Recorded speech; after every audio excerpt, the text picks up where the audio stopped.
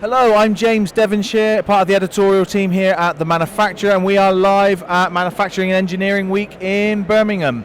I'm joined by Carl Haycock, who is UK Printer Operations Director at Domino Printing. Carl, thank you for your time. Good afternoon, pleasure to be here. You did a session earlier at Manufacturing Digitalisation Summit. I did, yeah. What were some of the key takeaways from that? So the topic was around energy reduction and management, but I have to say, I think one of the surprising things for me, and it was a pleasant surprise, was that most manufacturers are really linking that to their carbon reduction strategy. Yeah. So surprisingly, it wasn't just about, the cost of electricity and how that's really impacting the business. It was coming from a perspective of we need to do something to support the environment. Yeah. If we can reduce our footprint, we'll reduce our energy costs as well, so it's a win-win. Yeah, absolutely, a win-win. Okay, in terms of processes and technology, what kind of things have Domino put in place to manage energy reduction? So I have to say at Domino, again, it has been heavily linked to our carbon footprint reduction. So we take a holistic approach to that. What can we do that minimises our impact on the environment? Yep. And some energies are more impactful than others on the environment. So we've done the obvious things, like we're investing in solar for renewable energy. We purchase renewable energy as well. But I think some of the other things that you'd expect, LED lighting with movement sensors, controllers to make sure that equipment and air conditioning isn't running when it doesn't need to, those are all good, obvious things to do.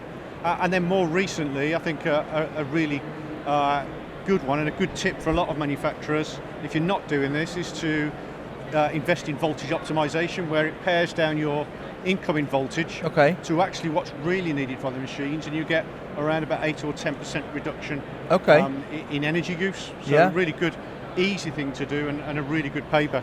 Yeah, it sounds like a really good tip. So what kind of impact are you seeing as a result of these initiatives? Well, Domino is a growing business. So even though we're growing our activities and our turnover every year, last year we saw a 6% reduction across the group in energy. And in the UK it was nearly double digits. Wow. And a lot of the things that I just described that we're doing, the benefit of those won't be fully realised until next year. So I would expect to see a kind of similar level of reduction again next year, which in a growing business is obviously a good place to be. Yeah, absolutely, absolutely.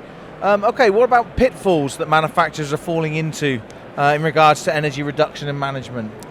I think it's easy to kind of not know where to start, and if you've not got that sponsorship from the top level, then it's very difficult to get off the ground. So I would say, if you're in a position where you can influence the top level of your business, be that from a carbon footprint point of view or a cost point of view, you need that sponsorship at the top level, so that you start that journey. I think it's easy to not know where to start, and that's obviously a key point. Yeah, that's something we hear quite often from manufacturers. Actually, they hear about all of the wonderful stuff that people are doing out there, and it's just like, how do I actually get the ball rolling? Yeah, and I do hear from a lot of manufacturers that they're so busy with dealing with recruitment, retention, just running the business, staffing costs, that actually not being able to measure their carbon footprint is just not something they get into. I have to say today I was pleasantly surprised by how many people are doing that. Good. But it's a real win-win if you can understand your carbon footprint, your energy use, then you can start to do something about it. Yep. Okay, in terms of data, is meaningful data currently being captured? I have to say, getting good data around energy for us and for lots of other companies, I know has been a challenge, and that's something that's really took some time to get into a good place to understand exactly our energy use, understand our carbon footprint, but now we've got a really good baseline that we can work from, and you find that people are motivated when they've got the data. They're motivated to try and improve those metrics. What gets measured gets done. It is getting easier with things like smart meters that automatically collects data, but you've still got to have that will and motivation in your teams to do something about it, otherwise it's just numbers. Yeah, absolutely. Okay, so how can manufacturers enable energy reduction while at the same time maintaining quality and quantity? Yeah, I don't see them as exclusive, to be honest. I don't see any pitfalls in terms of quality from reducing your energy. Obviously if you're going to take an approach of reviewing the whole process, you should be thinking about, well, can I reduce non-value added test times and things like that? So you've got to make sure that you're not then compromising the quality in that sense. But mostly, I think it's about taking a general lean approach, reviewing what you do and taking out waste. Yes. And that will lead to energy reduction.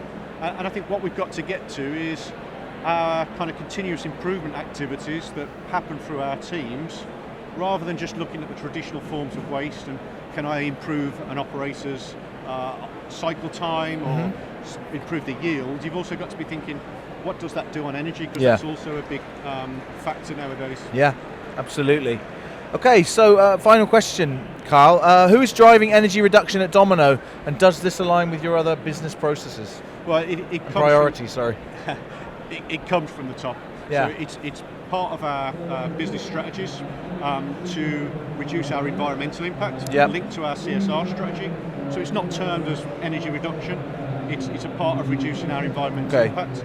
And that's then driven through the supply chain by our COO, as well as the other leads of the business. And every operations director has then got a accountability to kind of optimise the facility that they're running. So every manufacturing facility in Domino now has got a carbon reduction plan, an energy reduction plan, to make sure that we're on that trajectory of reducing energy and carbon over the coming years. Yeah, presumably you said it's very much driven from the top. Presumably you've got buy-in from people much further down the chain as well. I think that's really key. Yeah. And what I've been pleasantly surprised at again is that when you can put to people projects that you're doing that reduce carbon, and you talk about it reducing 60 tons of carbon from this project, it really resonates with people, and people are motivated about doing things for the environment. So energy reduction is a really easy one to sell from my perspective, because it's doing good for the environment. It's also a cost reduction, so why wouldn't you want to reduce energy when it has such an effect on the environment and your bottom line? Yeah, absolutely. Okay, Carl, thank you very much for your time. You're welcome.